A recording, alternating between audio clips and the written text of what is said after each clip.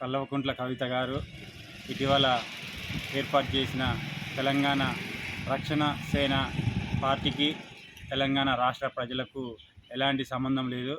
తెలంగాణ రాష్ట్రానికి, తెలంగాణ ప్రజలకు అభివృద్ధి కోసం కదా పార్టీ ఏర్పాటు చేసింది.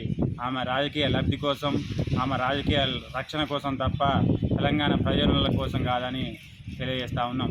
తెలంగాణ రాష్ట్రంలో అధికారంకి రావాలని అధికార దాహంతో ఆమె ముఖ్యమంత్రి కావాలనే ఆశతోటి రాజకీయ ప్రేరేపణతోనే పెట్టిన తప్ప తెలంగాణ కోసం కాదని చెప్పి తెలియజేస్తూ ఉన్నాం.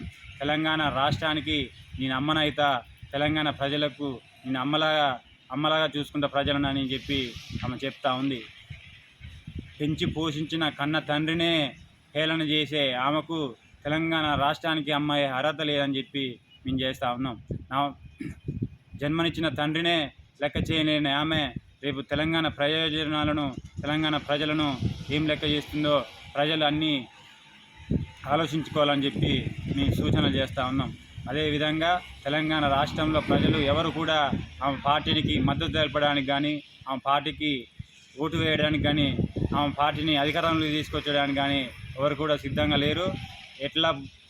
ఏ విధంగానైతే పుట్టిందో అదే విధంగా కనుమరుగైపోతుందని రాష్ట్రంలో ఎన్నో పార్టీలు స్థాపించారు. అయ్యే విధంగా కనుమరుగైపోయాయి. ఇప్పుడు కవిత కూడా పెట్టిన పార్టీ కూడా అదే విధంగా కనుమరుగైపోతే తప్ప ఆమె పార్టీకి ఎలాంటి గుర్తింపు ఉండదని చెప్పి తెలియజేస్తా ఉన్నాం.